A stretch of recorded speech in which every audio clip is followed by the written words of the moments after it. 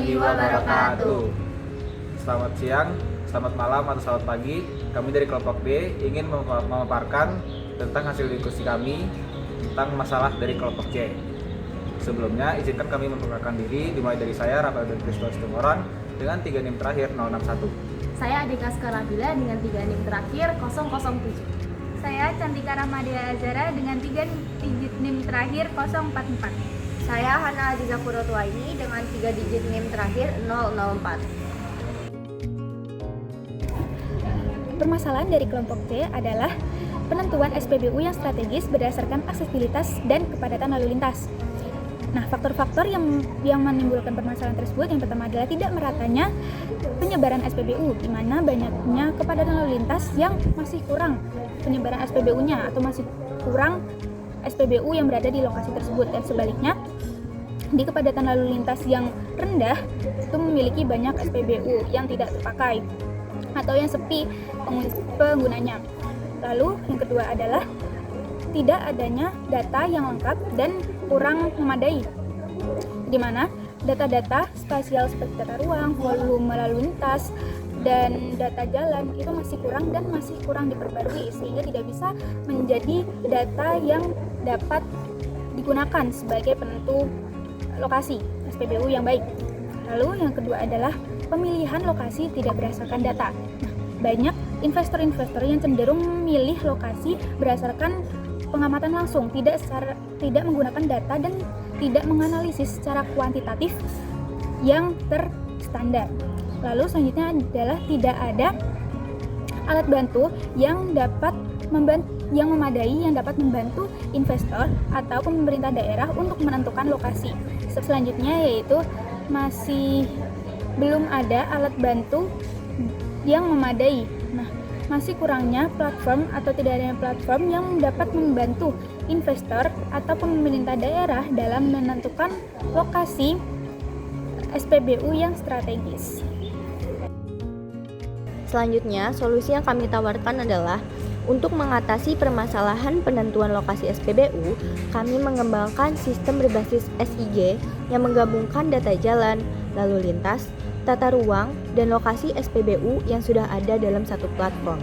Sistem ini menganalisis beberapa faktor penting seperti kepadatan lalu lintas, jarak ke SPBU terdekat, kemudahan akses kendaraan, serta kesesuaian tata ruang wilayah. Selanjutnya, sistem ini mengidentifikasi daerah yang memiliki banyak kendaraan tetapi masih kekurangan akses SPBU. Hasil analisis tersebut ditampilkan dalam bentuk peta interaktif sehingga pengguna dapat membandingkan beberapa lokasi calon SPBU dengan mudah. Dengan pendekatan berbasis data dan analisis spasial, sistem ini dapat membantu investor maupun klien dalam menentukan lokasi SPBU yang lebih strategis, objektif, dan efektif. Selanjutnya saya akan membahas tentang tools-tools yang kita gunakan dalam pengembangan aplikasi kami. Kami menggunakan beberapa tools, diantaranya yang pertama adalah Visual Studio Code, di mana kami menggunakan Visual Studio Code sebagai kode editor utama. Lalu yang kedua, kami juga menggunakan GitHub Copilot yang terintegrasi dengan Visual Studio Code. Di sini kami mendeskripsikan kebutuhan kami dalam bentuk prompt. Lalu Copilot otomatis akan menghasilkan kode yang kami butuhkan. Lalu tools yang ketiga yang kami gunakan adalah AI, di mana AI yang kami gunakan ada dua, yaitu Claude dan Gemini.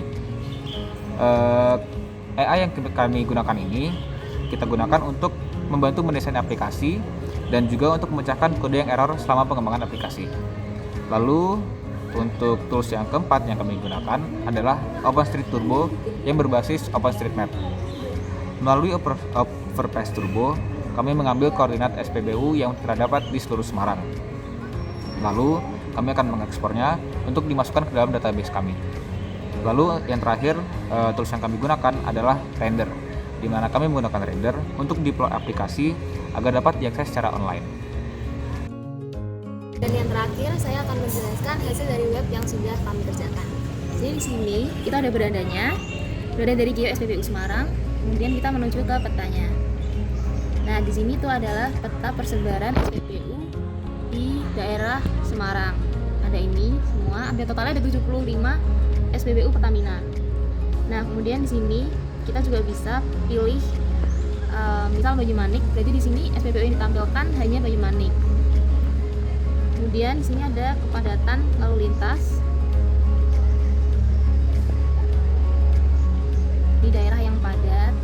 Terus ini ada analisis aksesibilitas, dan kemudian yang utama dari proyek kita ini adalah rekomendasi lokasi SPBU yang akan dibangun dari total yang telah kami lakukan, dari kepadatan lalu lintas, analisis aksesibilitas juga.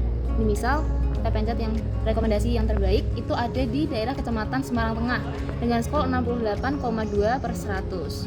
Nah, di sini SPBU terdekatnya itu ada di SPBU 4150214.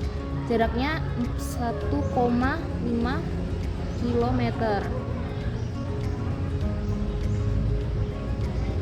Nih di sini. Nah, sini kan tadi baru rekomendasi yang terbaik 1 ya, dan di sini kan ada 10 rekomendasi nih. Jadi kalau dipencet ini bakalan ada detail rekomendasi di sini dan juga alasan rekomendasinya.